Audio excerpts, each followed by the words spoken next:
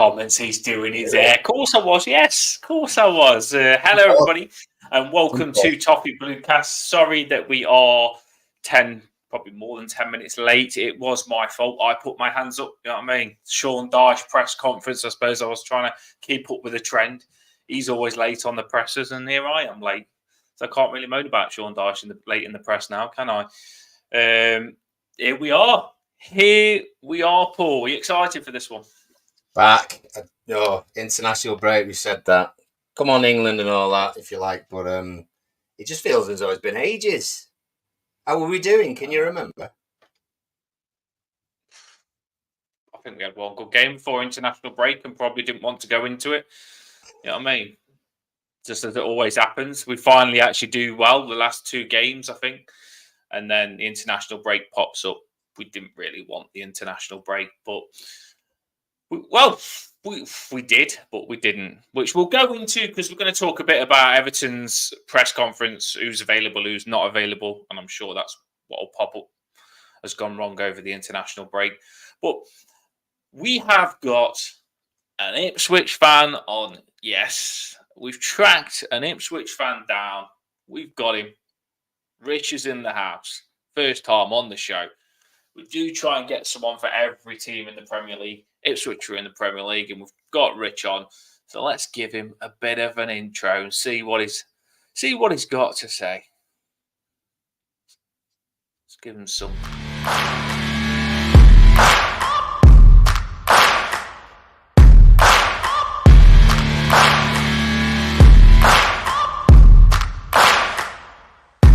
Good evening, boys. Good evening. How are you, Rich? You all right? Yeah, I'm all right, mate. Thanks for having us on. Looking forward to having a chat with you two and giving my thoughts on tomorrow's game.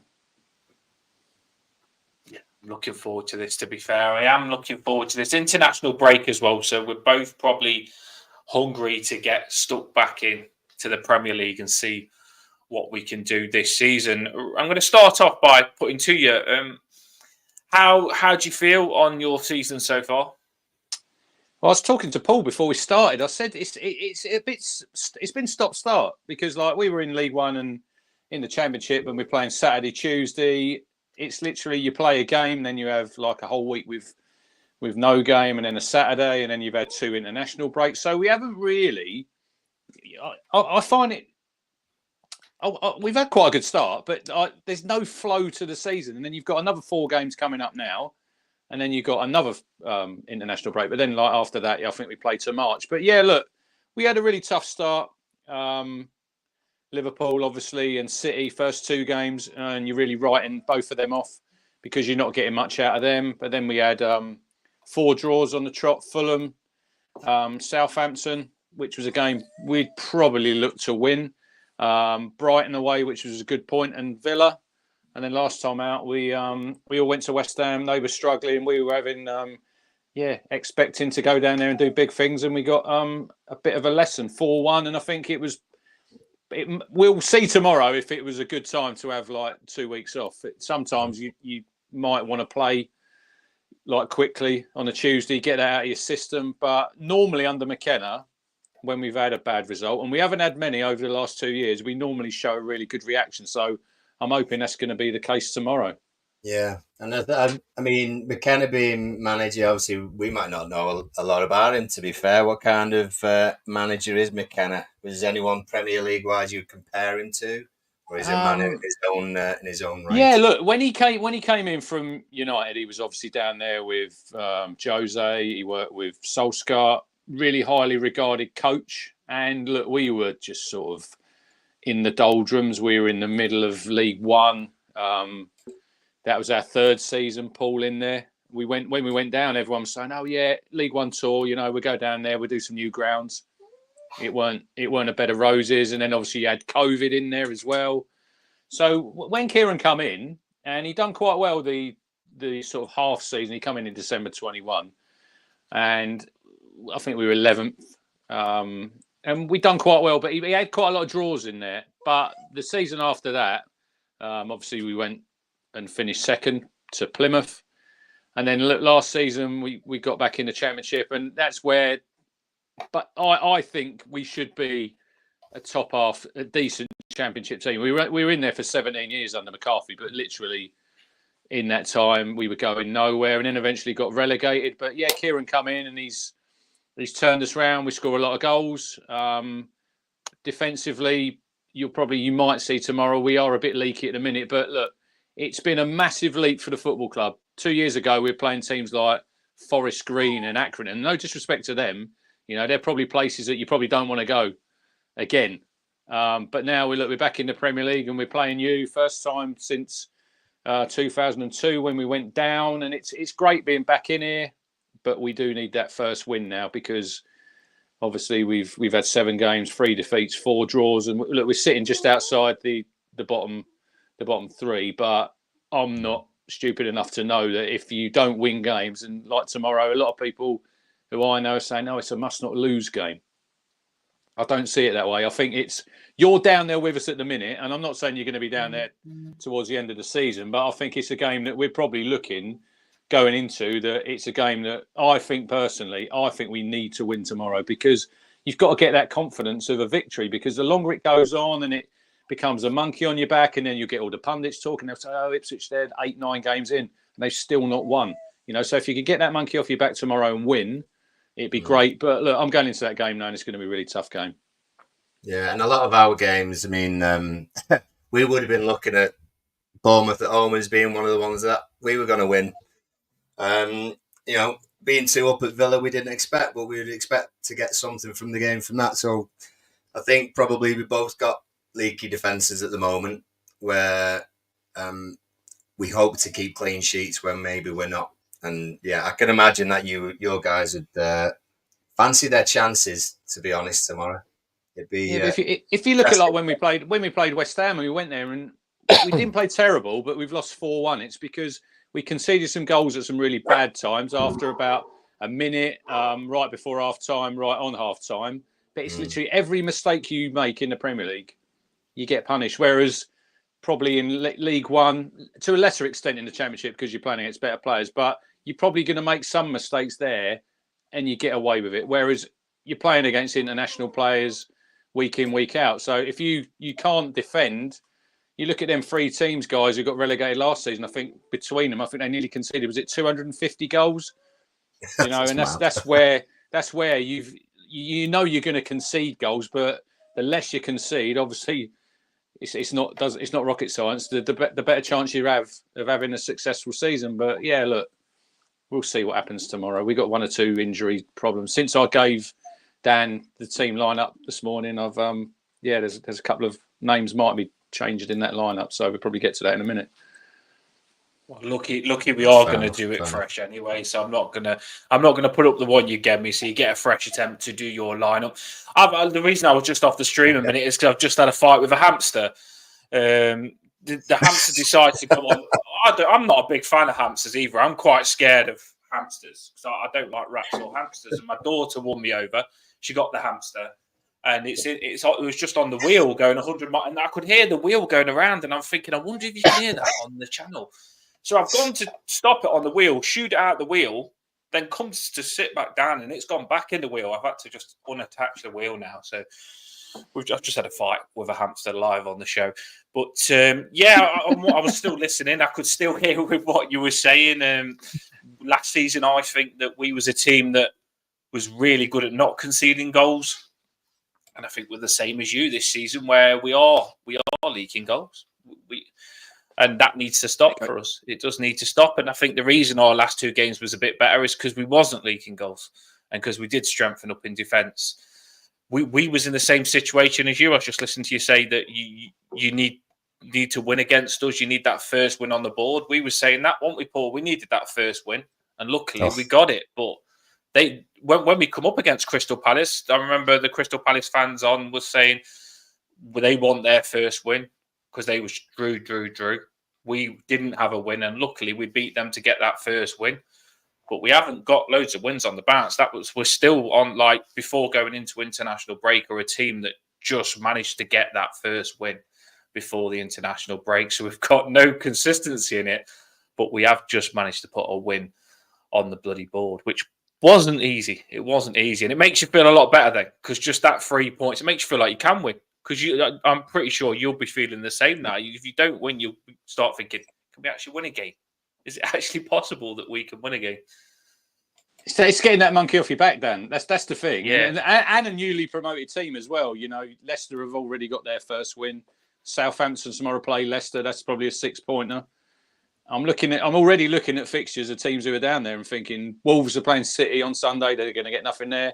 So if we can get that win, but like you say, look, we've been used to winning the last 2 seasons, and at the minute it's like when we drew with Villa, and Kieran McKenna said it was a really good point, but you don't really want to celebrate a draw because we're used to winning. But it's so hard to win because you're playing better teams. That's what we're finding. 2 years ago, we're playing League One teams, and the leap we've made, I still think in the long run, that might be our Achilles heel, where we've moved too quickly. You know, and we've had to make 12 signings in the summer, spent 104 million, and we've ripped up sort of a lot of what we've done over the last 2 seasons. I think probably in tomorrow's team, there'll probably be about 3 or 4 players who played last season. But you know that when you come to the Premier League, that's what you've got to do. Football's really harsh when you think of it, guys, because they've done so well, them set of players for the last 2 years, and they'll go down in town folklore. But it's unforgiving, and you've just got to move on. You have to move quickly, otherwise you get left behind. With Ipswich, but obviously I've got my partner into the football a little bit as well, and she rates Ipswich because you have been like, you get the first goal, don't you? Do you know when you come up against teams, you are going for it and you are getting. We scored at City. Away. We scored at City after 5 minutes, and it was like the worst thing that we done because 5 minutes later we were losing 3-1. And you're thinking, we've been there, we've done that. Yeah, this is unforgiving. But I think because obviously we don't follow Ipswich as much as you do, but just when you see Ipswich pop up to score the first goal, you're like, oh yeah, they're going for it. They're going for it. You look at how the team starts the game. I think I do think you're starting really well. You're just not seeing the games out. Like say scoring against Man City is massive. And I can't remember what other games, but I'm pretty sure there's a few other games where you scored first, don't you? Yeah, Fulham at home, Villa at home. We were winning in both of them, you know. And then in some game, I know first goal in games is crucial, but it's getting that second goal, isn't it? And we've not got that second goal before the other team have equalised. You know, if you could get 2-0 in the lead, which we haven't done so far, and then we've only. Don't mention being 2-0 up, right? Because 94th, 96th I still can't quite believe how you lost to Bournemouth that day. And I watched Match of the Day that night, and you were literally, I'm thinking, how did Bournemouth score 3 goals in this game? Because we've got to like 87 minutes, and they hadn't even had a shot on target. Proper Everton, that is. Put Everton in, if you looked up Everton in the dictionary, that game would be there, I tell you, because that was you literally thought to yourself that Bournemouth game, you couldn't believe it because you 100% think you've won 84th minute 2-0 up. 100% think you wouldn't even think you could draw, and then when it goes to 2-2, you just knew Everton being Everton, they was gonna score, and it ended up 3-2, and then you think to yourself, oh, that'll never happen again. Aston Villa 2-0 up against Aston Villa the next game, and I know this wasn't as late on, but 2-0 up against Aston Villa, and we still managed to lose that one 3-2 as well. So it's been a very weird season for us. But it sounds similar to you, Rich. Like you say, you're starting off well. Like we've started off well, but the second half is a completely different sort of team, game, and everything for us. We can't believe some of the second half of that. Yeah, it's been positive, but it's winning games. It's putting them 3 points on the board, and like 7 games in, and you think you've got another block of 4 games here, and then you've got another international break comes, and we've got you, Brentford away next Saturday, then we've got Leicester at home, which is another game that we have to win, and then we've got Spurs. So you don't really want to be going into the next international break after 11 games still not having won, because if you do, the writing's on the wall. Really, I think after 11 games, if you've not got off the mark with a win. So I personally think you've got to win them 2 home games against you tomorrow, Leicester in a couple of weeks, Brentford and Tottenham away. I wouldn't think we'd take a lot there, but this is where if we're going to stay in this division, our home form's going to be absolutely key. That's where we're going to take a lot of our points. I was looking the other day, guys. It was Sheffield United, Luton, and who went down with them last year? Sheffield United, Luton, and who's the other one? Burnley. Yeah, Burnley. they only won 6 away games between them over the season. So I'm looking at that, thinking we're probably not going to get many away wins. So it's really important when we're playing at home. You've got to use the crowd as well tomorrow. It'll obviously be 30,000. It'll be bouncing in there. You've got to use that energy, and you've got to keep that positivity. You know, you still, because it's been positive the last 2 years, and if you're losing or if you're not winning, you know, it's going to become more difficult for people to look. A lot of people are positive. You've got Colin in the chat there, Town fan. He's been going since the 60s. He thinks we're going to win every single game every week. But then you'll have other people. There he is. Look, could have beaten Fulham and Villa. But you don't want to be a hard luck story, guys, and say, yeah, we played well again. Oh, but we drew. Or we played well again, but we lost. It's all about winning, isn't it? It's 3 points. Yeah, I hate that. I mean, some games, there's people that we've had the match reaction. And do you know where you can see the positives there? I'm like, no, there's no positives there. There really isn't. And I honestly think, you're not going to get those chances again. You're just not going to get those chances. Like, to score the first goal, that's never a given. So if you score the first goal, I really do think you've got to take advantage of it. At least put in a good fight to get something out of scoring that first goal. So I'm with you on that. It really does frustrate me. You've got to take your chances. And with us, I can see where you're coming from, because we're a team that feel like we just had 1-2 good games. We've seen a bit of something we could work with towards the international break, but we need to know whether we're okay or not. And then you're hitting us now, so you could literally knock us back down. Because you could come and play us probably now, for you, bring out all probably those for you, bad Dan, things. Probably for you, the international break probably come at the wrong time, maybe, because you've just won a game and then you want to play another game. Whereas us, we've been beaten 4-1, and it might be that 2-week break. I know we had obviously internationals and you got players away.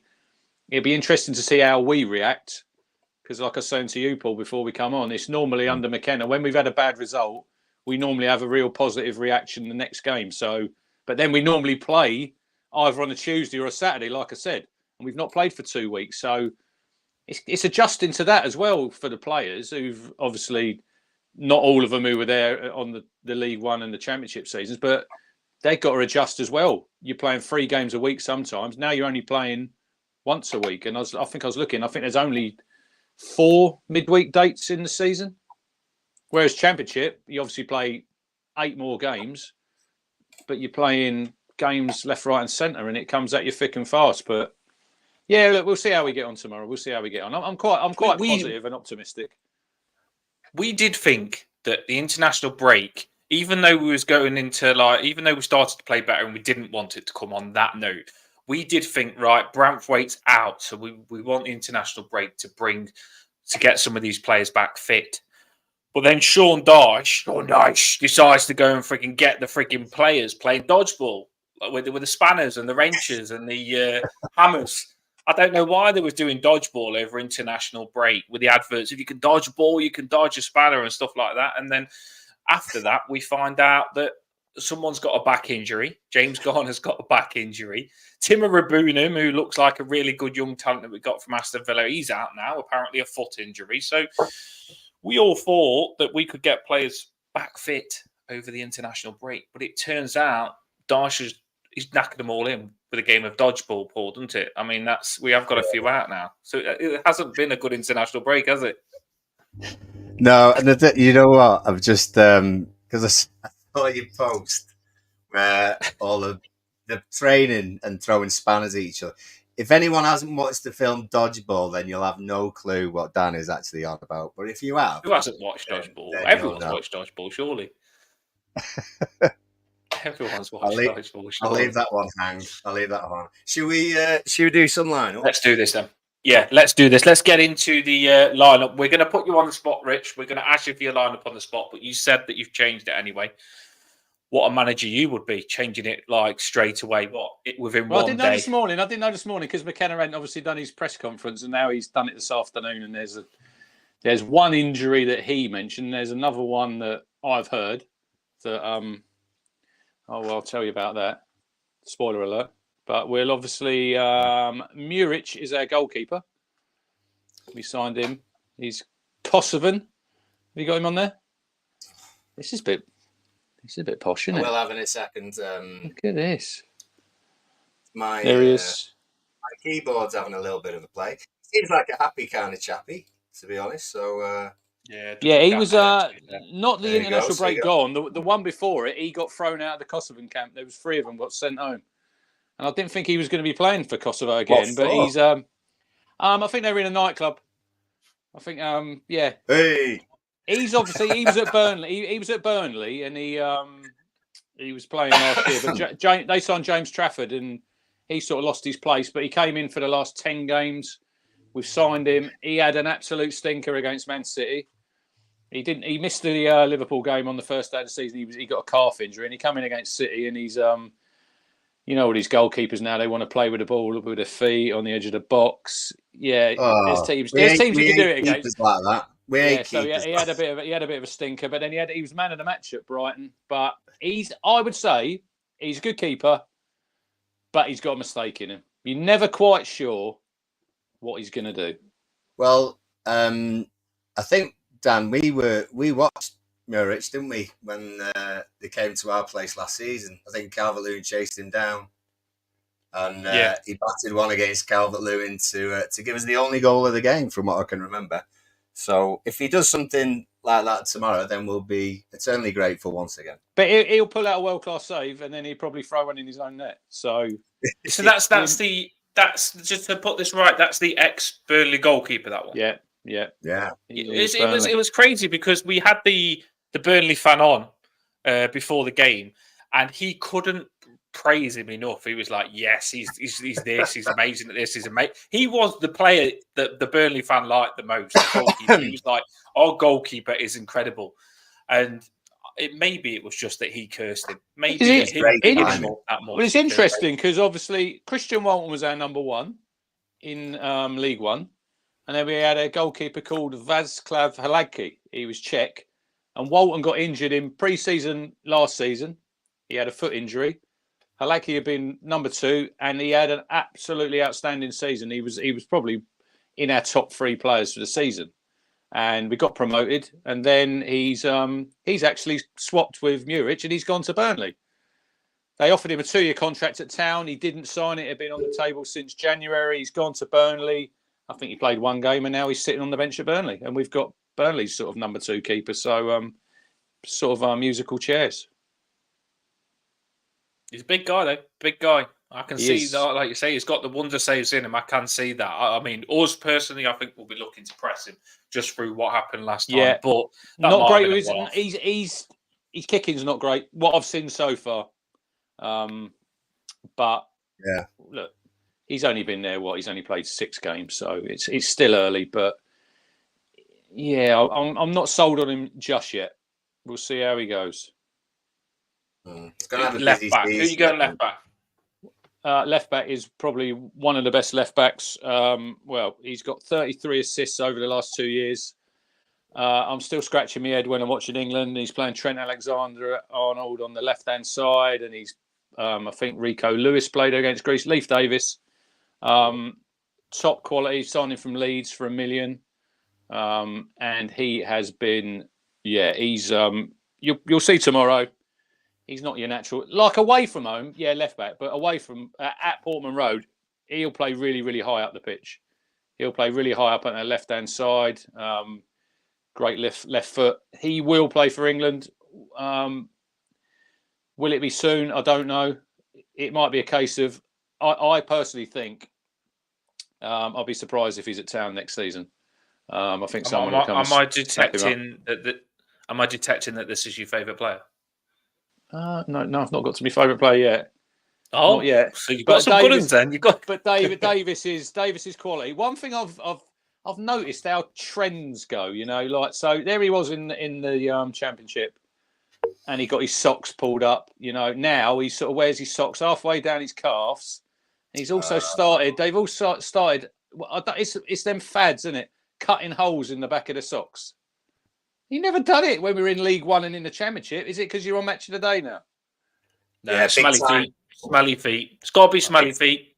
Gotta Eases be the smelly pressure. feet. Eases the pressure on the calves, doesn't it? Well, yeah, good player, and he'll go. He'll be in the Premier League if Town stay up. I think someone will come sniffing for him. I think definitely, and if we go down, he'll definitely go. But we signed him for $1 million from Leeds, and he's been an unbelievable signing. Cool. I'll have a word with Centres? the Everton scout. Tell him get his eye on him. Left centre back. This is where I'm going to give you a bit of a steer here. So Jacob Greaves has been playing there. Don't put him in yet. Don't put him in, Paul. So he's signed from Hull, and he's been good. Made a couple of mistakes, but I think he's a really good player. But I've heard a whisper, and then when they put some club content out on, I think in the week he wasn't seen there, and he was one who was at. He's not been away for international duty. He's not trained this week, so I don't think he'll play tomorrow. He might play. So I think Cameron Burgess will come in. He's not played yet in the Premier League. He was played really well in League One. I had my doubts that he'd make it in the Championship. There he is. He's Australian.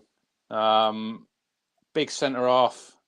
If I was playing against him, he's good in the air, and he's massively improved last season under McKenna in the Championship. He was really good. He scored probably the goal that got us promoted at Coventry on a Tuesday night. We weren't automatically up then, but it was like virtually done. If I was playing against him, I would be trying to isolate him one-on-one, because I don't think he's great with his feet. If you get someone who's a bit tricky, I think you could get success. If you're playing the ball in the air, which I take it you'd probably pop it up there to Calvert-Lewin, don't you, in set pieces and that, I think he'll do all right. But I think if you've got someone who's a bit tricky and quick around him, I think you could have success. But yeah, if he plays tomorrow, that'll be his first appearance in the Premier League. Look, and he's another one that we all love, and I don't want to be sentimental, but I'd love to see him get his chance in the Premier League. He might not be good enough, but I think he deserves it, because he's not been nowhere near the first team at the minute. He's one who's helped us get there, and then they've literally upgraded. But he will be, if Greaves isn't fit, he's your natural replacement on that left side. So I think he'll probably be playing. We was massively linked to Greaves. Is he someone that you're happy with from what you've seen so far? Yeah, I think he's very good, because I think left-sided centre halves, I don't think there's a great deal of them about. I will say about him. I think he's a good defender, but then you'll see someone who makes a last-ditch tackle, and you think, "Oh yeah, great defending," but you think, why did you get yourself sometimes in that position in the first place? I think he's a bit of a gambler for me. He'll try and nick balls, and sometimes I think you don't need to do that. Just don't try and read what's going to happen. Just stand up. But yeah, he's been very good so far, and he's another player that obviously played in the Championship. This is what we've done, really, guys. We've signed. You'll see when we go through the lineup. We've signed probably the top players who are playing in the Championship against us last season, because obviously we can't afford to be signing players from Premier League clubs at the minute. If we stay in the division, it might change a little bit. But at the minute, we had to sort of shop in that area, because obviously fees in the Premier League, wages as well. So, but I think we've done some good business so far. Kiddoke. Other centre back? Well, I heard Dan saying he couldn't find O'Shea. But O'Shea, he's doubtful for tomorrow, but there's rumours he's going to be playing right back. So the other centre half will be Luke Wolfenden, hopefully. Right, okay. So come through our academy. He's been there through the dark times. He's probably the only one actually left now that was down there when we got relegated. He's played, I think, nearly 200 games. He played the first 3 games of the season, and then this is where it's harsh being in this league, because he played against Liverpool, he played against City, done all right, played quite well against Fulham. Then we signed O'Shea in the transfer window, and Luke's lost his place, and it's probably a bit harsh on him because I think he's done quite well. But yeah, if he comes back in tomorrow, he is one of the most laid back players you will ever see, and I think sometimes he might need a bit of a rocket, but he's a good footballer. I've met him several times off the pitch. He's a great lad, Luke. He's obviously Suffolk born and bred. So like Colin says there, and I think you've got to have a little bit of that in your team. I know, like I said, we've changed a lot of players, but you've still got to have that sort of local sort of player in there, I think, who understands the club and understands the fans. So I think he if them injuries are what we're hearing, I think he plays tomorrow, and that sort of reunites the partnership from last season that played in the Championship and played in League One, Wolfen and Burgess. What about one of our favourite positions for our side, right back? Well, Axel Twanzebe, I don't know if you guys heard that he nearly sliced his thumb off washing up. Yeah. Nice. So he was the That's right why back. you don't wash up. Yeah, that's why. That's why men don't wash up. He won't be playing. Don't put him in. He's not in. Oh! He's No, he's got no fun.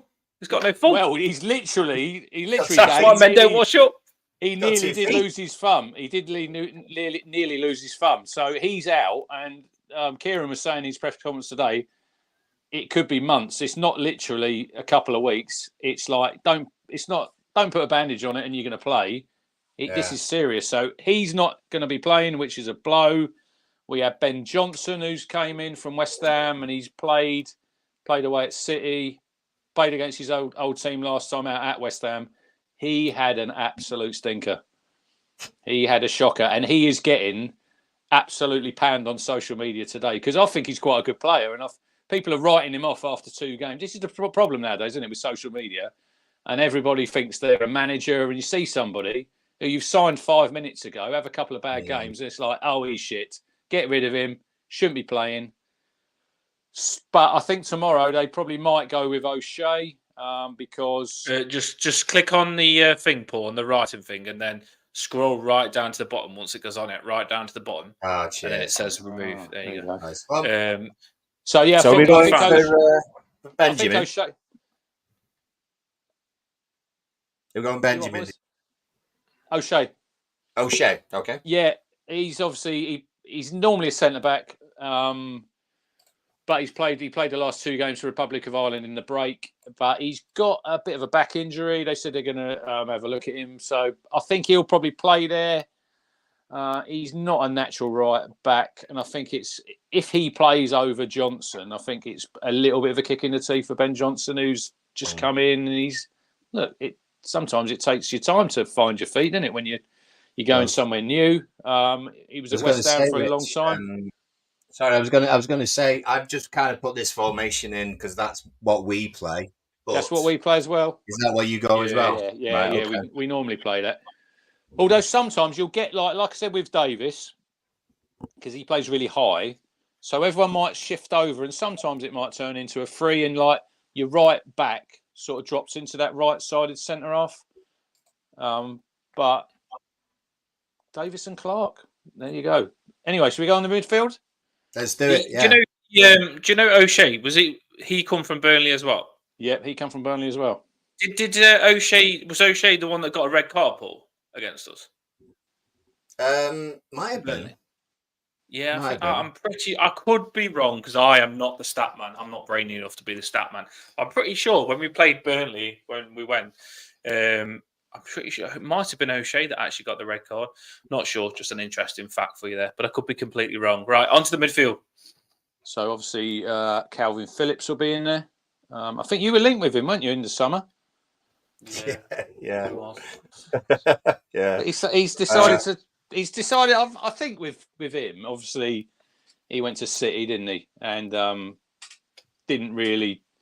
Well, let's say he didn't have the greatest of times there. He's got quite a few medals, but he ain't really done a lot to earn them. Then he's obviously gone to West Ham, and he had a bit of a stinker there. I don't think he was fit, and I think he gave away a penalty in his first game. Then he got a red card, and then I think he fell out with some fans. Didn't he? I think he gave him the finger. So I don't think he had a great time there. And I think personally, I'm not saying look, we're in the Premier League, but it is a little bit slower in Suffolk. They call it Sleepy Suffolk. Down here in the where all the farmland is, and it's. I think with him, I think it could be a good move out of the limelight. Come and play football, and that's what he needs to do, guys. He needs to just play football where he's not played football for 2 years. When he was at City, obviously didn't have a great time at West Ham, and I think he's in the shop window basically. I think if he has a decent season, it depends if we stay in the league, but then he's probably going to get himself a move from City because he's not going to play for City anymore, is he? I think his time there is done. Obviously, Pep called him overweight, didn't he? Which I don't think probably helped his cause. But you think back 2 or 3 years ago when the Euros over here and he played with Rice, didn't he, in the midfield there? And I think he was England's player of the tournament. So he's a good player, but he's looked all right so far. He just needs to keep playing. Just keep playing games. I think it's careful what you wish for. He could end up in that bucket of players who have gone to a Chelsea or gone to a City or whatever, and ended up sitting on the bench and then drifted off into obscurity. To be fair, so you can see why they go, Paul. Can't you? This is the move for him where he'd have to do something to sort of come back. Otherwise, he would just sort of flounder, I think, and then just disappear with some others. But you can see why they obviously go to these big clubs because look, they get paid a lot of money.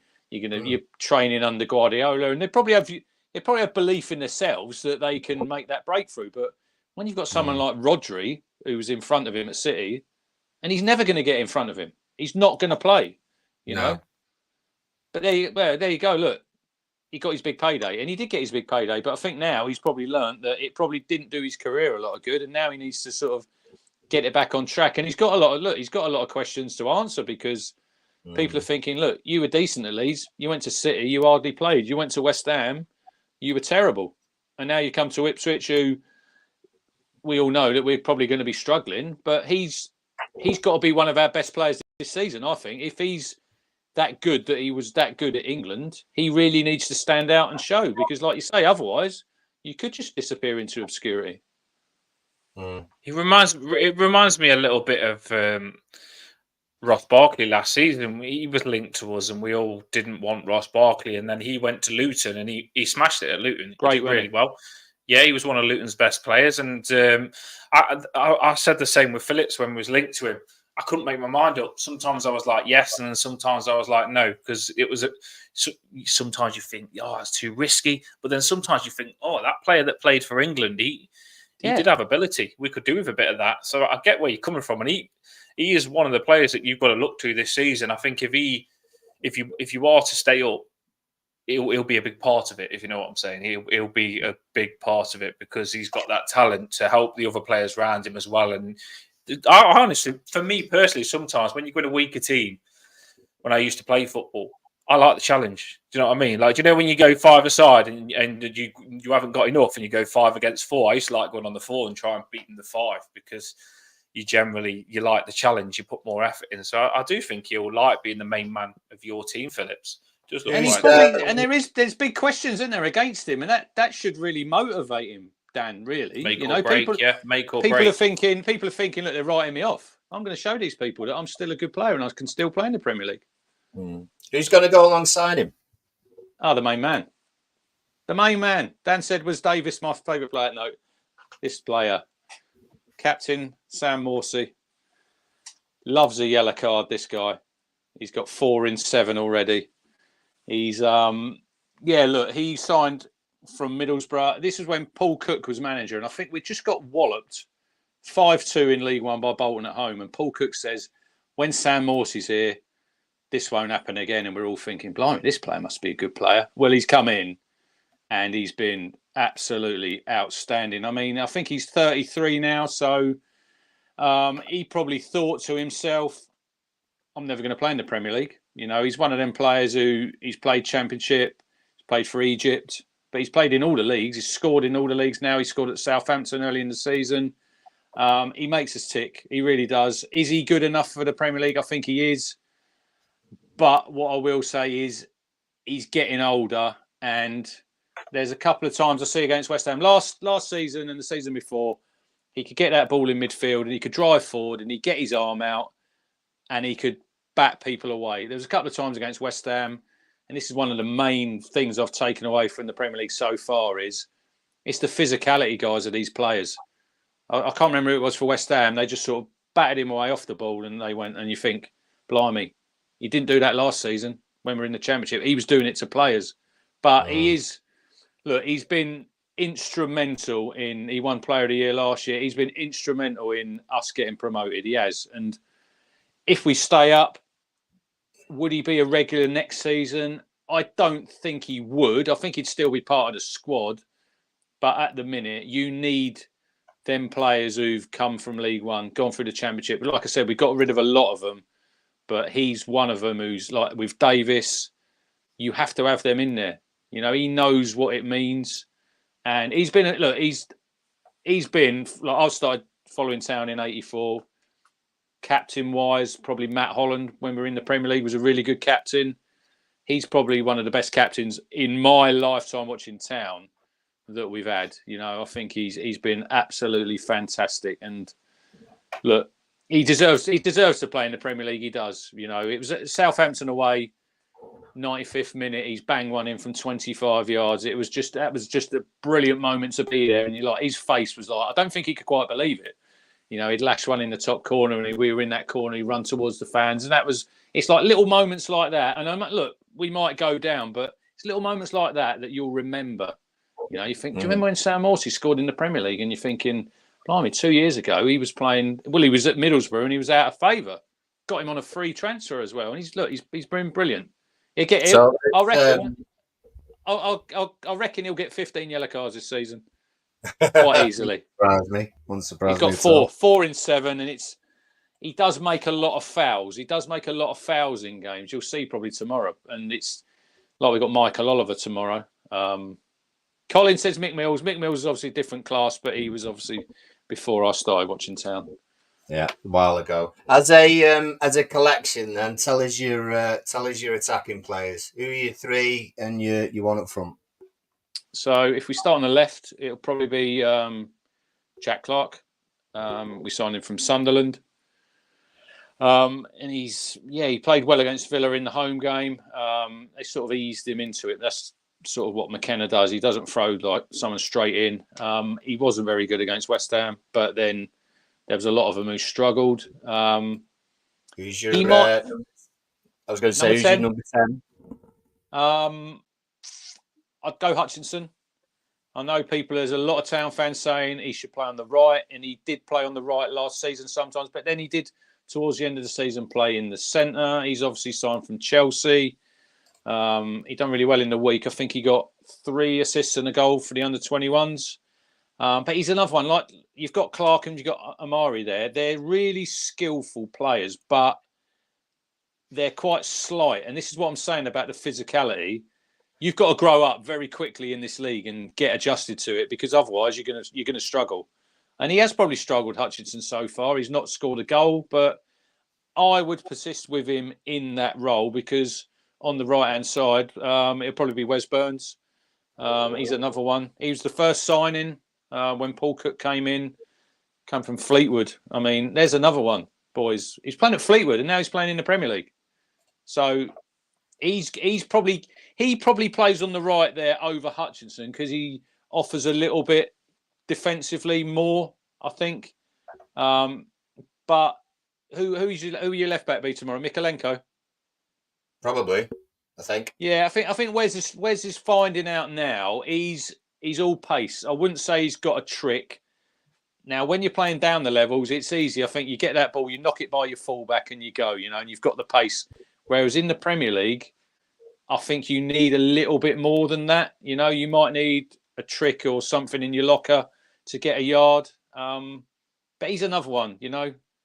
He's another one who deserves to be playing in the Premier League. But is he good enough? We'll have to wait and see.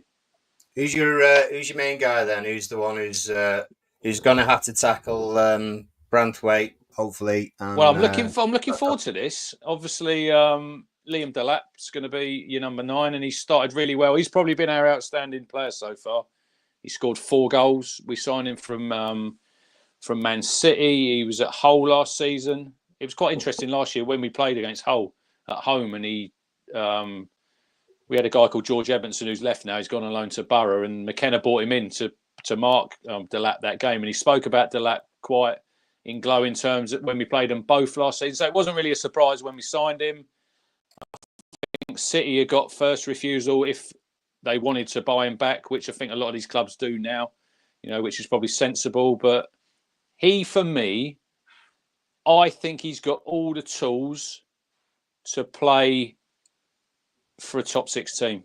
I know it's early days and he's only played 7 games in this league.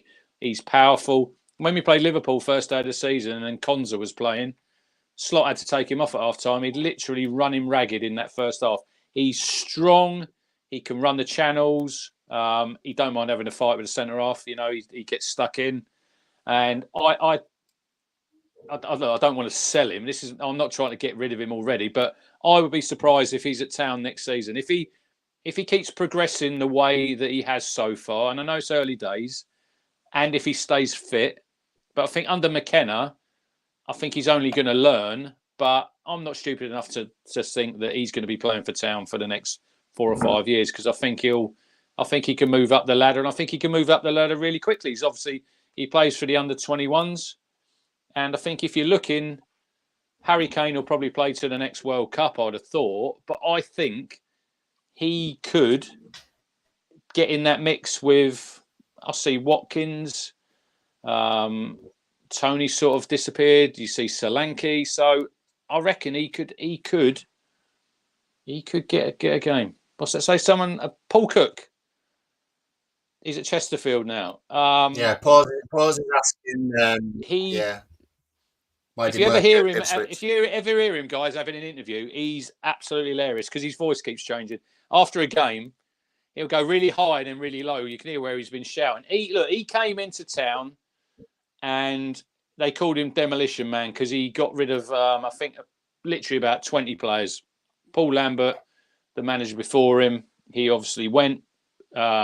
He came in, but then we were taken over. So, like I said before the show, when I was talking, Paul, about Dyche, if you get that new owner, your manager might move on. So he did lay a lot of the groundwork. He wasn't great, because it wasn't long into the season when he went, and then McKenna came in. But if you look through the squad, you've got Chaplin, Morsey signed him, Christian Walton. There's players there. Wes Burns. He signed all them players, so he did do some quite good work there. But on the pitch, we struggled, and then they obviously replaced him, and then we've got Kieran McKenna, and then the rest of history. Cool. But I really like Paul Cook. I met him. One of my best mates. He sadly died of a brain tumour, but we met him before. Paul Cook was really good to him, so he might not have been a great manager for Town, but he's a great person. That's what I will say. He's a real good person, like Colin says there. Well, I would, from what you said there, I think probably our maybe strongest attributes against yourselves then would probably be physicality, aggression. We've got quite a tall, strong set of lads, really, particularly on corners. That's usually our way to go because we're not scoring as frequently as we like. I know we've scored, a couple of doubles here and there, but they've not always brought us a win. So I think possibly physicality in the middle, maybe fitness, although Dan, the presser was sort of saying all things that Dyche has been doing, and we've not got certain players ready for tomorrow, have we?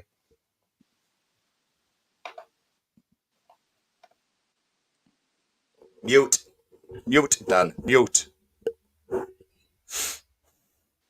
Sorry, I muted myself for drinking my drink. Yeah, what scares me the most is the striker. He keeps scoring for you, and he looks like he's got something about him, and I can see why you've got the hype for him. We all love a good striker, don't we? And I think he's a really good striker. And we're going to do our team now, Everton. We're going to put our lineup up. We'll do it joint, me and Paul. But yeah, I think that striker is a decent striker. That's a handful, and he can cause a bit of trouble. So for me, your striker there is what scares me the most. I'm hoping Michael Keane's in your lineup. Yeah, well, we'll do it now. We'll do it. Don't start already. Don't start already, mate. You know what I mean? What the hell? Invite you on the channel and you throw nice at us like that. Right? Let's get ours up, Paul. Let's double. Me and Paul will do a joint one because we try and keep the show about an hour and a half. Pickford in goals. Pickford in because he's the only one I think who's a definite starter. You know, the others at the moment seem to be injury prone. So, left side, Miko. Have you heard anything that he's not fit? Yeah, he's back. Who did Dyche say was not in the game? James Garner's back injury. Pretty sure it's James Garner. Tim Arubunum's out. Patterson's he's available, but still probably under 21s. So I just know Mikolenko is available. Now we do know Branthwaite is available, but the shitbag Dyche listened to him in the press conference. Looks like he's going to take his time on him. And you play Branthwaite, you 100% feel like he'll play him tomorrow. No, he isn't going to play him. Really? Rich, I'm telling you now, mate, you clearly don't know how stressed out we are with Sean Dyche because Sean Dyche just seems to be rattling us up, winding us up because he's taking his time on playing. You've got to remember, yes, you would think he would play him, but Branthwaite is in competition with Dyche's son, Michael Keane. You know what I mean? And Dyche, you know, you've got to play your kid, haven't you? You know what I mean? And Dyche is probably going to play his son, Michael Keane. Are you putting Branthwaite in, Paul? I'd put him in. I'm not having it any other way. Really? To be honest. Really? Yeah. I see Paul's tweet. Like Eugene said there, you know, he dropped Keane for Jake O'Brien to Paul lad. No, he wasn't. Do you know what I mean? Do you know what? Paul's just so... I've never known Paul so angry. I see Paul's... I call it X or tweet. I still say Twitter on Twitter. I seen Paul because Dyche in the press conference is like, we've got Branthwaite. Well, he probably said Keane first. He's like, we've got Tarkowski, Keane, Branthwaite. They're our three, and then Jake O'Brien.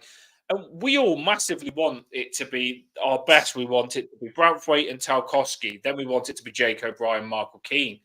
But Sean Dyche actually talks like, no, Keane's the number one.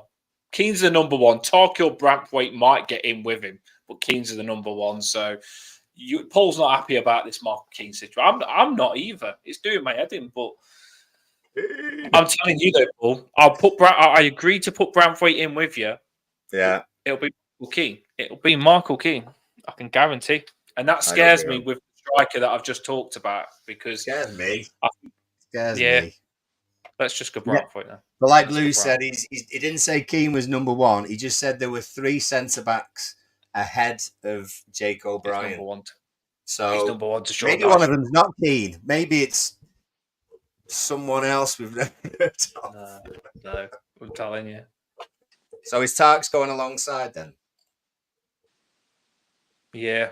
Gotta be. Yeah, we'll do that. But Dyche's best days was with Michael Keane.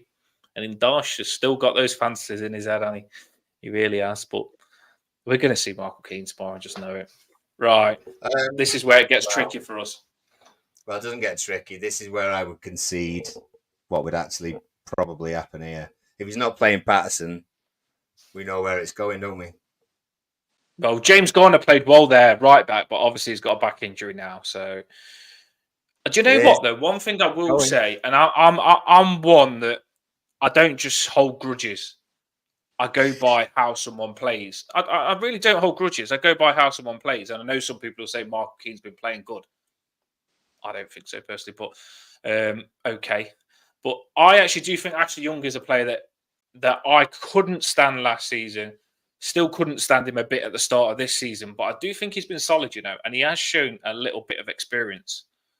He has shown less yellow cards. How old is he? He's probably about, I think I don't know. How old are dinosaurs? How old are dinosaurs? I think I'm pretty sure that his son's a professional footballer who's also about to retire, to be honest. So he must be that old. Is Coleman not fit? No, I don't think he is. Yeah, no. Bits ago. But Coleman's just as old. I think was a year younger than Young. Ugh. I don't think Young's been that bad though. I can't. He's had, Like he I say, had, I'd be the first to call him out. Yeah, he had a fairly solid game. He had a solid game against Palace, I think. Who did we play before that? He played half decent. But it's still a liability. He shouldn't be first choice when you've got a lad who's 23 and now looks twice as wide as he was, ripped to the gills, I'd imagine, raring to go. What has he's not forgive Patterson for Portugal when he made a joke and slapped him across the top of the head. Do you know what I mean? It's that kind of thing. He's not letting him play because of that. So, but he'll be young. It will be young, won't it? It's something that, and I know some people will say Patterson's not good enough, and they are on that wagon. But it just frustrates me that I don't think Patterson's been given a chance. I remember Patterson back under the day under Lampard, and we was all saying he was miles better than Mikalenko, and he was the main. We was all really excited about him, and I think Sean Dyche has made Patterson's progression go backwards. I really do. I just think Sean Dyche keeps saying to him, "You're in our future. You're in our future." And what also does my head in is when we have to loan players out for them to get good. We loan Branthwaite out to PSV. He comes back amazing in one season. So why can't we make a player good? Why do we have to loan him, that team play him, and him be good straight away and smash it, and then we say we want him back? Why can't we just coach him well, put him in the team, and him just play well under us? And the loan is at Everton, where his actual club is. Am I wrong there, Paul? I mean, surely we can just play him, coach him, put Patterson in, coach him really well, watch him progress, and that's it. You don't always have to loan a player out for him to get good. You can just put them in your team and coach them right and make them. Oh, it's frustrating. It is frustrating. 90, I love. We know that Patterson ain't going to play. You're right, Danny. Is 90-12. And Fabian Wilness, I think I've heard of. So yeah, not the youngest. Yeah, he played back in when we lost in the Premier League. Wasn't Ashley Young playing on the wing when Dixie Dean was up front? I think he was on the bench that day. Oh right, yeah, must have been. Okay. No. Right, No. let's get into. Right, we're gonna have to go with that. We're gonna have to. This is our problem, Rich. Like we haven't got our favourite defence at the minute. But if Branthwaite's there, we have for ages. We haven't had a settle. I don't think we've only reason that we've ever had the same 11 is because we haven't had the players to change it. That's where we're at the moment. So I do think though, Paul. Like, do you know where you've got that solid 11 that you just like? Yes, every week. Yeah, I want that 11. I want that 11. I do feel like I don't know who our right back is, because we would say if we had our best back four, it would be Mikalenko, Branthwaite, Tarkowski, and Coleman we would pick. But Coleman, I love him to pieces. Honestly, I'd marry the man. He's getting on now, and should Coleman be our best right back? He shouldn't. And I hate to say that because he's a legend and I love him. I mean, I really do love the man. What a human being he is. But generally, we should have a better right back than Coleman now. Patterson should have progressed a lot more and be better. I'm pretty sure Seamus would say the same thing, to be honest with you. Yeah, it's mistreating him being the main man. He should just be like covering, not being the main man, Coleman. So our right back position, I feel, is dangerous. Right. So no Timmy tomorrow. So are we looking kind of at Mangala? Is he going to keep his spot by the looks of it? He's been doing all right, hasn't he? Really, Mangala. I think he's done played for Belgium as well, didn't he? Belgium played, so. So options in that centre then look as though they are Decore, Mangala, Garnegay. I mean, am I missing anyone out there? Armstrong, maybe. He wouldn't start though. No, we are short on sentiments at the minute. I think Mangala, we've got to put him in, Paul. He's going to be the main one. And then the conversation is it going to be Decore or Garnegay? I mean, Garnegay hasn't been starting after that, him losing a family member. No. I would, to be honest with you, I would be. Decore. I'd be surprised if he went Mangala and Garner Getty. I think he fancies Decore anyway, doesn't he?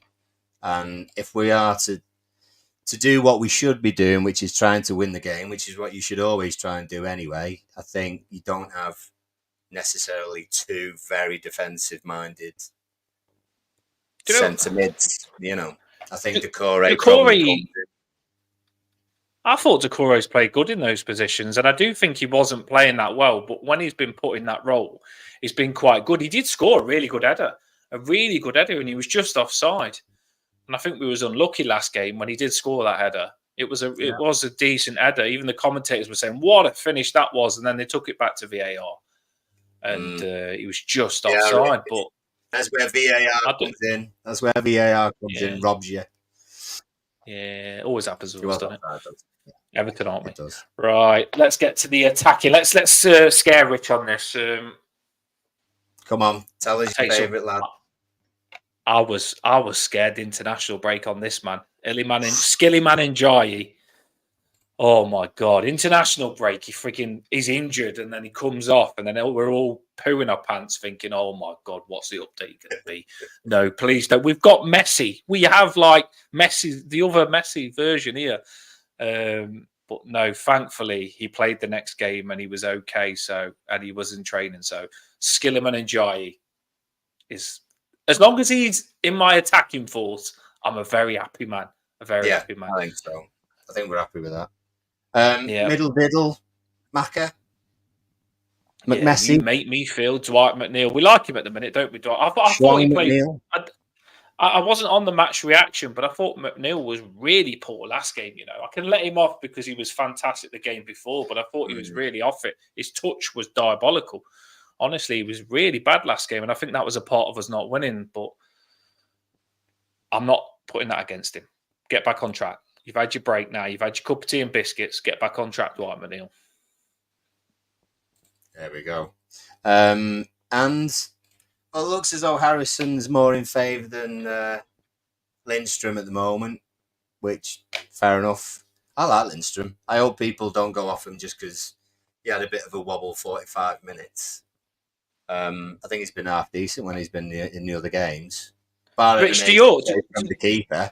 Then he would have scored one or two already this season. So I'd say Harrison if you are. I don't know what you think. I was just going to chuck it on Rich and then we'll choose I think it's going to be Harrison, but I was just going to say on Lindstrom, Rich, do your fans change like the weather on players? You're behind them and you can't wait for them to be in the team. Then all of a sudden they have one iffy game and you're like, no, he's shit. He's shit. That's it. Yeah, he's shit. It's been pretty positive, but like I was saying, Ben Johnson, he's played like 2 starts, played a bit in pre-season. He's not been great, but it's like everyone's like, no, get rid of him. He's shit. I'm thinking we've only just signed him. West Ham wanted to keep him and give him a 5-year contract. So yeah, look, everyone has opinions, don't they? And there's always, I think with us, I don't know about you, there's a player who has to be a scapegoat for me a little bit, and he seems at the minute he's probably the one. And like when we lost to West Ham, he didn't have a great game. He weren't the only one, but I think he was the easy target, really, because he'd just come in. Yeah, some people do jump on players that sometimes ain't the problem. Harrison hasn't been that good for us, and Lindstrom's good competition for him now. But we're unsure on that one. Right, striker, who are we going for? After that Brozier show that we did, Paul, I'm tempted to put Brozier in, even though he's not fit. How good he's well, we were going to sign him. We were going to sign him. Yeah. We'd chased him all the window, and then he was going to sign. Then it was off. They'd found out he got an injury. Then literally on transfer deadline day, it was all back on. He was going to sign, and then you come in and nicked him. Oh yeah, I remember. And he's still. When's he going to be actually fit? November. Not long Middle of November. Now. Middle of November, is it? We were going to sign him on loan with the clause if we stayed in the Premier League, we'd have to pay 30 million for him. And I'm thinking, this is a lot of money here for a player who's injured, and he's had a bit of an injury record sort of when he was at Chelsea. Went to Fulham. I think he played literally about 80 minutes for Fulham, and he was dreadful there. So, and with how well Delap's done, would he have done well? He's not fit, so he probably wouldn't have found out. But I think it's benefiting Delap that he's playing at the minute. So it'd be interesting when Brozier does get fit eventually, what sort of impact he makes for you. The thing is, Rich, it doesn't matter whether the player is injured, got one leg, is retirement age. We'll sign him. Do you know what I mean? We'll just get him in and then put him straight in the 11 all the time. So it absolutely makes no odds to us. We'll just make an absolute tosh of it. So chances are when he comes available in November, he'll either get injured again or DCL will get injured and then Brozier will come in. Oh, no, hang on. Beto will start. I'm making a statement now. I'm telling you right now, when Brozier's fit, he'll score, and he'll score at least 10 goals this season. Wow. Yeah, hit me at the end of the season. Rip me. I'll crop it. What I'm going to do is remember right now, Brozier will score 10 goals for us this season when he's back. Because I honestly do believe he's like we talked about Calvin Phillips. I think he could be a good risk for us because we was all unsure and we didn't really want him anymore because we've been linked to him that much and we wasn't that sure. And his career looks like it's massively nearly over. I think he'll bounce with us. I really do. He's on the market. He's going to put himself on the market. Have you just signed him on loan for the season, have you? Well, we got, like you just said, he was going to you and we all thought he was going to you. I remember it now. He was going to you and we all thought he's going to you and you was putting a good deal on the table for him. But then all of a sudden something happened where he failed it with the medical. And then because they just wanted to offload him, they said to us that we don't need to. They come at us with a deal after you saying that we don't need to pay him unless he plays. So that was a no-brainer for us. Like we was thinking, Schmidt is injured. We've only got Calvert-Lewin and Beto who we're unsure about. So if we can take him and have him later on in the season, see if we can get him fit, it was a win-win situation. And I think they pay quite a bit of his wage as well. So could be wrong, but I think they do. So it was a good deal for us. I mean, now, if he gets fit in the next, 2-3 weeks, and then he comes in and he starts giving Calvert-Lewin competition and he knows how to score in the Premier League, I think it's a good deal. But we'll see. But the striker is going to be Calvert-Lewin, isn't it, Paul? Pause. Yeah. No, Delap hasn't inherited his dad's long throw. Is Rory his dad? Is Rory his dad? Rory is his dad. Oh, no, I did not know that. Yeah, I did not know that. He'd be the complete player. If he had a long throw as well, like his dad, he'd be unbelievable. But no. Yeah, but you're a bit buggered though, ain't you? Because Delap's your biggest threat in the box. So what's he going to do? Throw the ball and run and get on the end? Oh, possibly. Running it. It'd be good if he could do that. Awesome. We were talking about long throws I think end of last week, wasn't it, Dan? We were talking on a space about that. We can't remember. We were thinking about what Everton players have had a long throw. And we can't think of anyone who's played in the last sort of 10 years we've used it for. If we had a decent one now, that'd be great because of all the tall lads that we've got. I don't think there's anyone in the game now with a long throw, is there? Like this sort of gone out of the game. That Rory Delap was like a missile, wasn't it, when he threw them ones in? Jesus. You even had teams kicking out for a corner. Yeah, you'd rather have a corner than anyone sort of within midway in the half towards the goal line. Yeah, stick it out for a corner. It really worked for Stoke though. Stoke when they first come up, they did really well with Delap. Their tactics, no one could handle them. Peter, they had some good tall players as well. Stoke was a bad team to play, but a good team. On Tuesday night, apparently. So when we normally ask this question, when you're looking at us there, what are you looking and thinking? Oh, you're weak there, and we can hit you with such and such. Well, I've listened to you two for the last 20 minutes moaning, so I'm quite optimistic now. Yeah. Look, Calvert-Lewin's a good player, isn't he? I think he's fit, which surprises me because he seems like he's always injured. But I think if you're going to do anything this season, you need him to stay fit, don't you? Really, he's probably. Look, defensively, I'll be interested to see Braithwaite. I hope Braithwaite plays because I want to see Delap up against him because I think that'd be a really, really good matchup. But I think the way you were talking about Michael Keane there, if he's playing, I think it probably gives us more of a chance, I'd have thought. Well, Keane and Young in the same 11, we're used to it now. But we're not happy. We're never happy about it. So Well, I was saying, Dan, might I be was saying again. to Paul before we started, and if you look at like last season and you had all them points off, if you'd had them points, you just finished 12th, wouldn't you? Which was probably decent for you. Would you have been happy with that? We would have been. Yeah, of course, definitely. Of course, we would. Yeah. Well, it's massive improvement from the season before. So, so definitely. Just need to score some goals. Aren't we, Dan? We just need to score some goals. I think we're good attacking this season. I think our biggest problem is defence. We could be 2-0 up, and I'd still feel that we wouldn't be able to defend that 2-0 out. And I think I believe that we need to start gelling as an 11. Do you know when you're 11 play well and we're in it together, and you start like, yeah, we can do this, and then the next look before the international break, they worked very hard to get that win against Crystal Palace. It gave us that buzz. Then we played, I can't remember, it was Newcastle. I would like for us to have won that, but we didn't. So I want us to generally have a bit more fight to win games. This is a massive game for us, because we can go, if you win, you start thinking, bloody hell, we can finish above Everton this season, and we go back towards we're going to be in a relegation battle. And because if you beat a team, I think looking at how you probably would feel as an Ipswich fan, you're thinking, if we can beat this team, that means we can actually give them competition this season. And I think if you beat us, you'll be thinking, oh, we're better than Everton. So it's a massive game. And the same with us. If we can beat you, we can crack on and just move up the table and be okay. So what's the mindset? What's the mindset of Dyche away from home? Would he be happy with a point? He'd be happy with a point at home. He needs to win. He needs to win. Never mind away.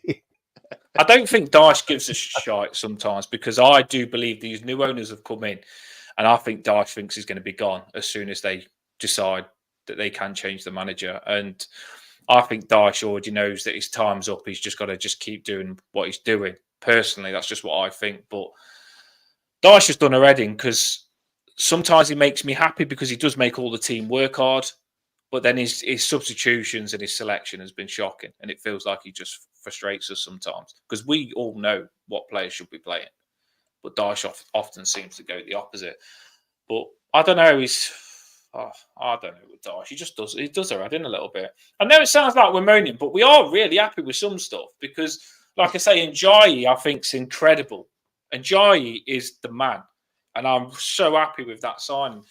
But to explain to you why we are frustrated is because most of us probably wanted Michael Keane to go, because we wasn't happy with Michael Keane. We feel like he's a big part of us being in relegation zones. We feel like he's not good enough sometimes.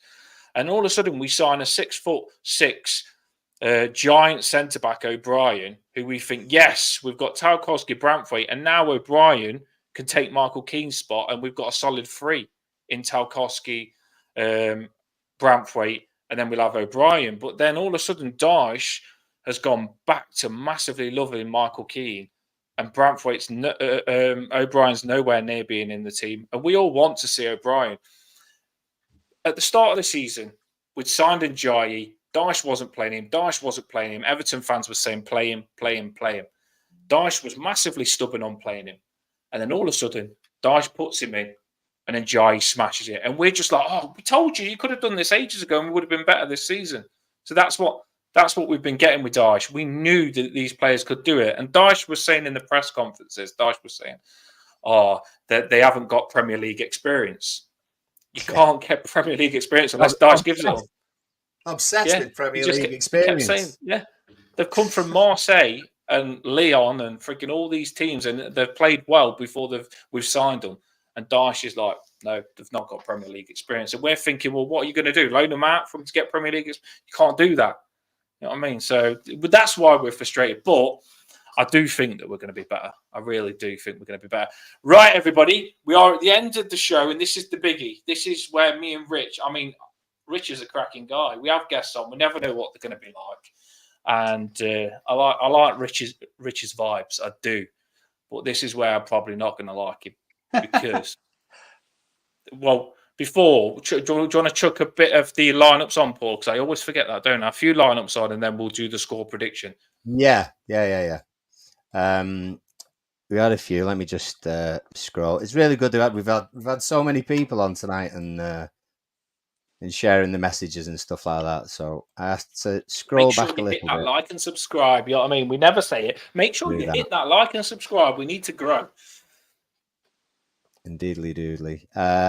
Right, pause. There you go. You go through that down while I find the other ones.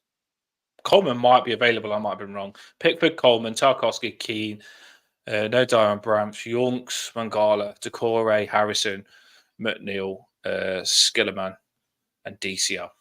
I like it. I do like the lineup, Pauls. Keane's in there, but he did say no idea on Branthwaite, so I don't mind it. Yeah.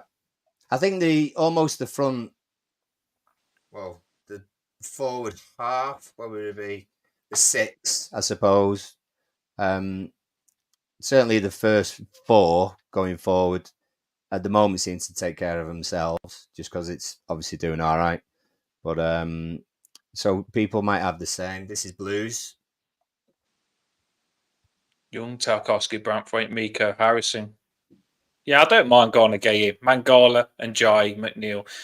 The Blues, I did see your message earlier on telling me that it was O'Shea that got red carded for Burnley against Everton. So let's hope O'Shea gets a card again. See, I'm getting a bit feisty already before the score prediction. Let's hope he gets another red card. Is there any more, Paul? Yeah, Emma's in. Rich, Emma's brilliant. She's been with us since the start, I think, Dan. She doesn't write the names because, that's too easy and not as much fun. No chance so she puts in emojis. Oh.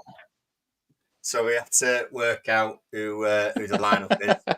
She's a massive fan of the lower half of Jordan Pickford. So that's Pickford. Peachable. Young's in a wheelchair, I think, there. So Young's there. We got Tarkowski and Branthwaite, obviously.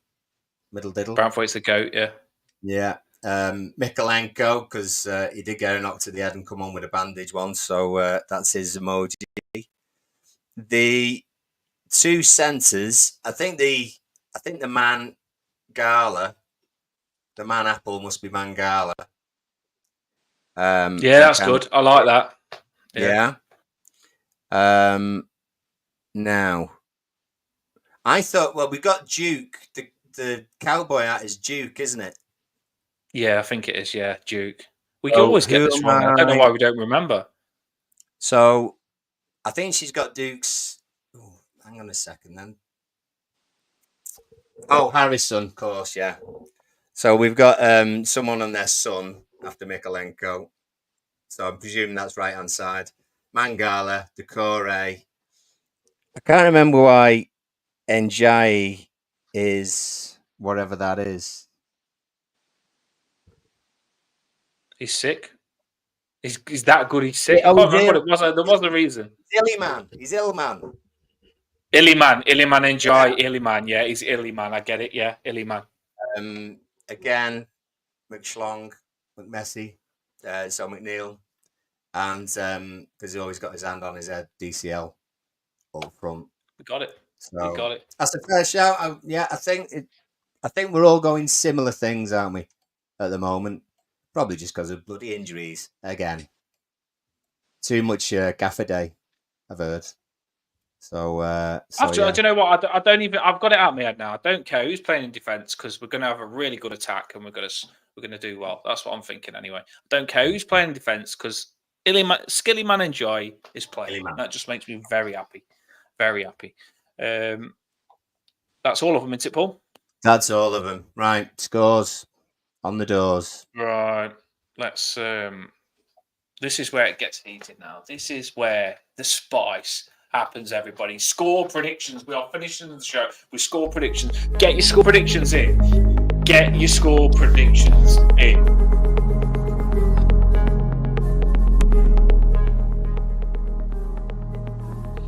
Are you ready, Paul? You ready? I'm ready. I'm ready. Are you going first or am I? Or is Rich? What we'll do is we'll go Paul, then we'll go Rich, then I'll finish. You know what I mean? I'll finish. Right, Paul, what is your score prediction for this game? I think what Rich was talking when he was talking about his side, I think our physicality will be a factor. I think set pieces will help us. I don't think we'll be absolutely amazing or anything, but I do think, and no, don't shoot me down, but I think we could keep a clean sheet. I'm going to go 2-0. It must be. You're drunk. Must be. I need a fill up. Friday night. What was you go for? So clean sheet. I'm going 2-0. I'm going 2-0. 2-0. Goal scorers? Yeah.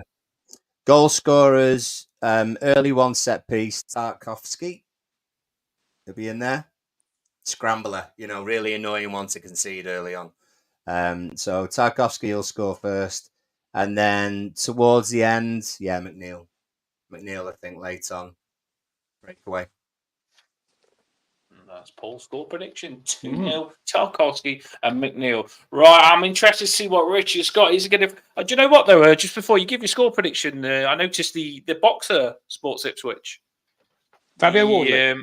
The one that knocked Fraser out on he's the now, first round. He's ranked 9th in the world now in heavyweights. Mad that is, because where I used to live, I live up Whitby now, and I used to live in Burton. That's where I grew up. That's where Fraser grew up. He grew up near me, so I didn't know Fraser, but I used to bump into him and I'd say, "Oh, you were right." We used to know each other like that, and I know, like, I watched that thinking, "Oh, he's from my area. I wonder if he's going to win the fight." But oh my god, that knockout was like, it made me feel a little bit sick to see Fraser's head after that fight. That was a crazy one. But yeah, I went to the first one at the O2 because that was a draw, and then because obviously, like you say, he come from Burton, but he was they had a bit of pantomime early in the season. There was a night game and they were both down there, and he I knew what he was going to do. He had his jacket on.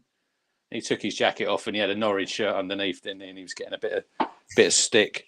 But really, wonder why. Yeah, but look, that was a scary old punch, wasn't it? I mean, when they're punching that heavy, and I think he broke his jaw. I think it was 3 places. It looked a bit nasty, but he did. Yeah. Literally looked like he got a hole in his cheekbone here, didn't he? It was like as he leaned up against his jaw was like, yeah. But Fabio, big town fan. I'm not sure if he probably might be there tomorrow. I think he's normally sits in the director's box. Next time we play, when we get you on, you'll have to get him on with you. That'll be an interesting one. You know what I mean? But yeah, here we go then. Your score prediction. Let's see if you're going to be punching in. Look, I'm realistic enough to know it's going to be a very hard game. And I agree with, like Paul says, like I said earlier, it is the physicality that I've noticed so far. So we've got to defend them set plays. We've obviously, hopefully you don't get many corners and set pieces around the box. You don't need to give cheap free kicks away. I think both teams will score. I think we'll score. We're at home. Will we have enough to get over the line? I'd like to think we could, but I'm going to go. I'll go for a score draw. I think it'll be probably 1-1. It wouldn't surprise me. Look, if we can get in the lead, and then it's all about that second goal, and we've not been able to do that so far. A couple of games when we've scored first, and we ain't really held on to it for long, like against Villa, against Fulham. We were winning at home. We'd scored first, but within about 10, 15 minutes, we conceded. So if you could get in the lead and hold that lead for a little while, and then maybe you open up a little bit more, say it's 1-0 at half time, we're winning, and then we maybe could exploit some gaps in the second half. But yeah, I think it'd be a draw. I think we need to win. I really do think we need to start putting wins on the board. I wouldn't be unhappy with a point, but I really think we need to win. But I'm going 1-0. Delap to score for Town again, and probably Ashley Young to put one in. Hey, Ashley, well done, Ashley Young. 1-1 you're going for. Mine, I'm going to go for This is a bit of a mad one, and I did do a really stupid score once, and I piped down and then got in Michelle and thought I'm not going to believe in Everton as much as I did then. But I do like to get it right. I am going to go 4-2, and I know it's mad, 4-2, because you concede loads of goals. We concede loads of goals. So why are us lot thinking that we're going to not concede loads of goals? So I honestly can see it just being a mad one. Like if a goal goes in early, it will be a goal fest, both ends, I think. I think you can score one against us. And to be fair, you could probably score two if we're not. I'm thinking Keane's playing, by the way. I am. So I think you could probably score two against us. And I'm hoping we can score 4 against you, because we'll probably need to score 4 to win the game. So I'm going 4-2. My goal scorers are going to be Njayi, McNeil, Calvert-Lewin, and I'm going to give Decore a goal, bless him. I'm going to give Decore a goal. So they're my goal scorers. And I think your striker's going to score. And do you know that player that you said your fans are turning on in the number 10? Ben Johnson. That you said. Yeah, I think Ben Johnson, because you said that he's not, your fans ain't sure about him. It always happens, doesn't it, with Everton? Yeah, it always happens. So I'm going to go 4-2. That's a mad one. Right, Paul, chuck the scores on the screen to see what the subscribers are saying. By the way, if you haven't hit that like and subscribe, make sure you do so. We do want to build the channel more and more. And we've seen you all in the comments talking throughout the live show, which I love to see, because that's what we do. We want to go live and bring you all together and get as much what you say as we can on the screen. So make sure you do hit the like to put us about, and hit the subscribe. We'll put a couple of these on, and then we'll plug Rich up, and then we'll finish the show. So what are the scores, Paul? What have they got? Well, you know what? It's good that we've had both sets of fans on tonight, and Colin's done a lot. I think we found our oldest predictor so far. His mum's 101, and she says 2-1. So he's down the bookies. He's booked down the bookies tomorrow to put that on. You know what? She sounds amazing. That's irritating now, because I kind of want his mum to be right, but I don't want her to be right. Do you know what I mean? No. So Paul, you're just so harsh. You are. You're like, no, I don't care if you want to win. No, you're freaking not winning. You're no not chance. Get away. Spartan mentality. That is. I mean, you said yours was going out there. I've got to throw Eugene's in, because he's not far off what you say. Eugene always says 4-1, Rich. He always says 4-1. Someone gets a hat-trick and someone else. It'll happen. It's coming for you. It will happen at one point. But Paul's has gone 6-2. Wow. I mean, bloody hell. 6-2. Thriller. Halloween thriller's coming. It's never going to happen, because he's got Keane scoring. Surely not. Again, although he is the best finisher of the club. He just wouldn't surprise me. I wouldn't put it past him, to be fair, because I moaned about him on the show. He probably will get a hat-trick or something, but you never know. Lulu went 2-1 for us. So, yeah. Don't blame her. My old man went 2-0 for us as well. But he's on drugs. Yeah. Heavy medication, father, rather than just saying drugs. I like it. I think keep up the medication. I like it. I like the positivity. It helps, yeah. Emma's 1-1. Still, we're Evertonians. We can't be too optimistic, all of us at the same time.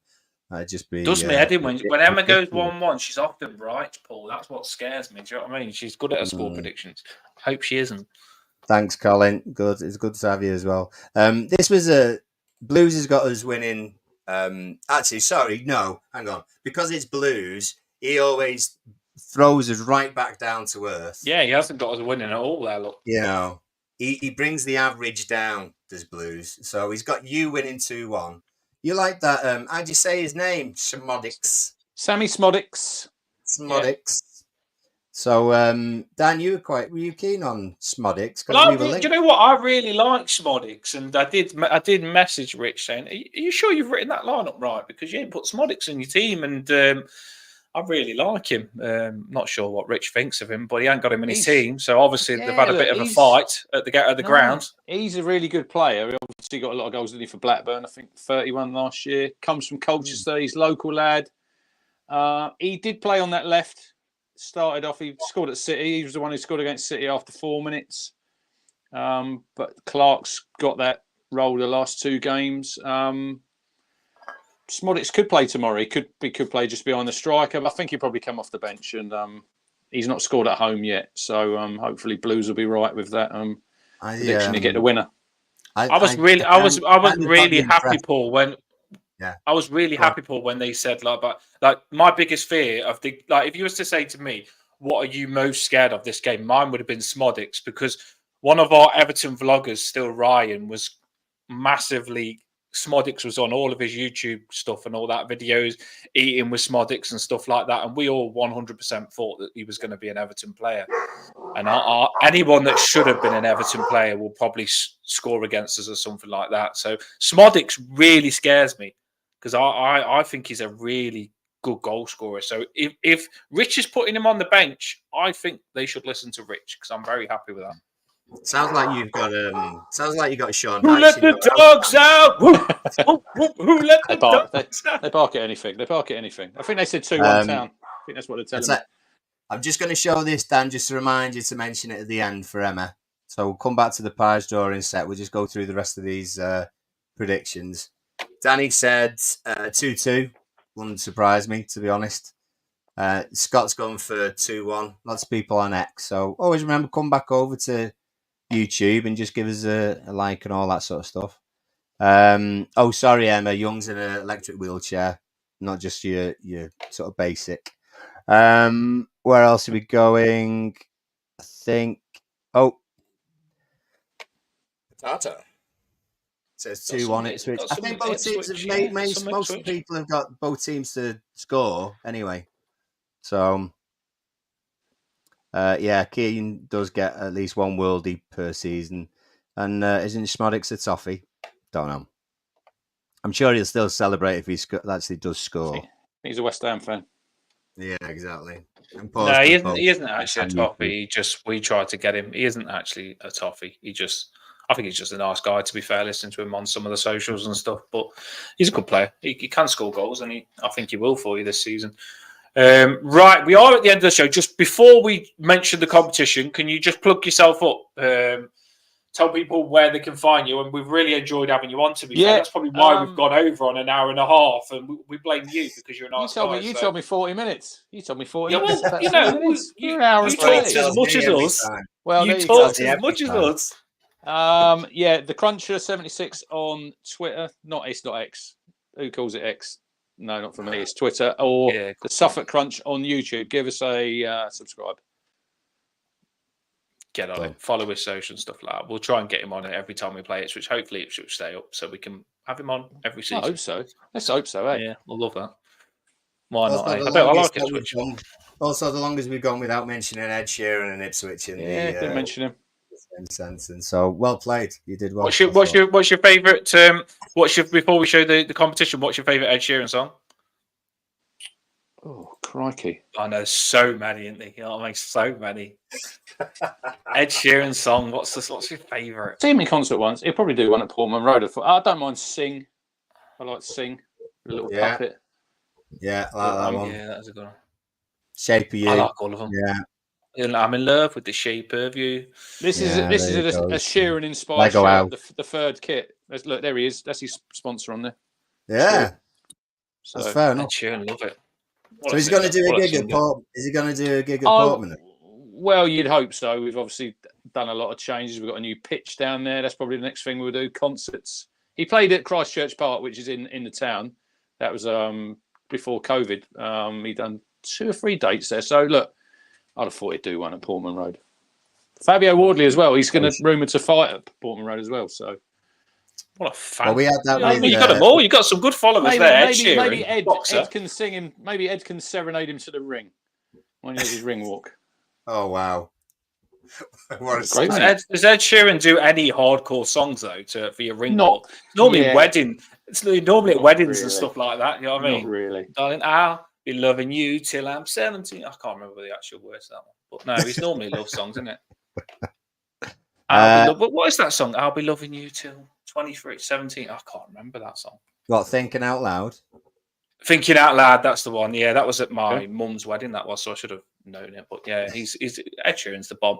Right, so we are going to talk about Emma. We are just going to finish on. We've got to mention it because we are doing the draw on Monday, which isn't far away now. You've got tomorrow, Sunday, and at 9:00 on Monday, we will be doing the draw this time 100%. We did extend the competition, and we have got a few more in the hat. So it was definitely worth extending because we want as many people that want to be in it to be in this competition. The competition is. You got a picture there, Paul. The competition is the. I'm going to throw one up now. Yeah. Obviously, it's our last season. Last season at Goodison Park. These models are amazing. We did say that we want to promote these as well, by the way. So if you don't win the competition, I would say these models are amazing to buy. Yeah, you can win one of these, and you get to pick which turnstile of Goodison that you want. So if you win the competition on Monday, you just say to me, and I'll tell him, I want this part, and you get to that part. They're £150. You've got the chance of winning one for free. All you've got to do is, if you're on YouTube and you're not on Twitter, just put in the comment after the screen that I want to be in the competition, and we'll enter you. And if you are on Twitter, just the easy way to do it is just screenshot that you subscribe, and then we'll enter you in the competition. So basically, we want you to subscribe, and we'll put you in the competition. That's what we're saying. So it closes on Monday. These models are amazing. Why would you not want to be in the competition? Look at them. The detail on them is incredible. And if you don't win the competition, feel free to purchase one because the guy's a cracker and these models are really good. Yes. That's it then. That is it. Rich, thanks for coming on. Yeah. There you go. Look, Bloodstream. Emma likes Bloodstream. I'll tell you what, there's more comments now than there was score predictions before. Even Paul, which says, you can carry on all night, lads, but Castle on the Hill. Castle on the Hill. Well, this shirt is actually inspired. This is the Castle on the Hill. So he's helped design this shirt. He done a last season. Now we're on here. Pretty cool. A really sad story, actually. Like I'm talking probably when I used to drink more. Probably when was that? What am I? 35 now. Probably about 8 years ago or something. I used to play Bloodstream when I was walking home drunk. You know what I mean? I used to play it on my phone. It was a good song, deep. You know, one of those songs where you're really pissed and you play a good song and the lyrics just hit hard and stuff like that. I used to like the song Bloodstream. I thought Ed Sheeran songs the lyrics are deep, ain't they? They do hit hard, Ed Sheeran songs. It's free to subscribe to. Yeah, it costs nothing. Some people think, it costs nothing to subscribe to get on it. Right, everybody, thanks for coming on. We are going to finish the show now. 1 hour and 40 minutes. So we've gone 1 hour over to what I told Rich, but I completely blame Rich. Completely. How long do you normally do? How long do you normally do? 5 minutes. Well, we've been doing really well because we've gone from an hour and 10 to an hour. Then we've gone down to 50. Then we've gone down to 40. And then all of a sudden, this stream, we've just wham-bammed it and just hit 1 hour 40. You did have quite a large portion, probably about 20 minutes. Poor Michael Keane. You were slating him, weren't you, for about 20 minutes? That's normally you was happy. In all fairness, though, Rich. I'm hoping he's playing. When I see that team at 1:45 tomorrow, I want to see him in the lineup. See, this is the thing. Rich is saying we was moaning about our team, but he was happy Gilmore about his team, speaking about his team for 1 hour as well. He's positive, though, Dan. He's positive. They've not been in the Premier League long enough. Be here a few seasons and you'll pitch him on like everybody else. It'll fine. But at the end of the day, we have seen loads of people in the comments all the way throughout the stream, and you've all enjoyed it. You've all been speaking all the way through it. We do like that you've been listening in. When we come to yours, it's right near the end of the season, isn't it? When we play at Goodison, I think it's second to last game. I think. Is it? I think. Yeah. Best not be a relegation battle. Not be a relegation. We best be top six by then. If we're not top six by then. We'll do a live watch if it's a relegation, but no, we won't. Right, it's not going to be a relegation battle because Everton are going to be top 4 and you're going to be like mid-table. Yeah, take that now. Yeah, I'll take where we are now. Top 4 with us, but I think I'll take where we are now, 17th. I'll be happy with that. I tell you. I'd take freaking top 6, but I went top 4 because I'm ready. Yeah, Colin's got a book. There you go. Look, Colin's plugging his own book. Diary of an Obsession. It's called. Really good book. You can get it on Amazon. Good on you, Colin. Get on it. Get on it. Yeah. Some Get cracking on it. people on. Love Colin. He's been cracking on the show. Right, I am dropping the banner now, everyone. Thanks for listening. Big game. See what happens tomorrow. I can't wait to have a game now. See what happens. I've got to be at work. I've got to be at work at 4. I've got to go to bed, boys. Yeah, don't worry about it. It's your fault. I'm still blaming you, mate. You was getting all happy about your we'll see your what players. happens tomorrow. About the centre midfielder that's the captain. Sam Morsey. Sam Morsey. Yeah. Sam Morsey. You know what I mean? I've never had someone on the channel that's so in love with a player. Sam Olsey and Rich. Morsey. Not Olsey. Morsey. You'll know his name tomorrow. Morsey. Well, you'll know about Skilliman and Jai tomorrow. Don't worry about that. We'll see. Let's wait and see. Right, let's do this. Up the top is. Take care, everybody.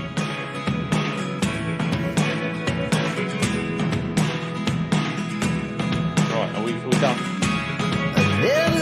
Right, I've got to go. I've got to go to bed. My alarm is in 4 hours. Take care, mate. Cheers. Thanks for having us on. Really enjoyed it. See you later.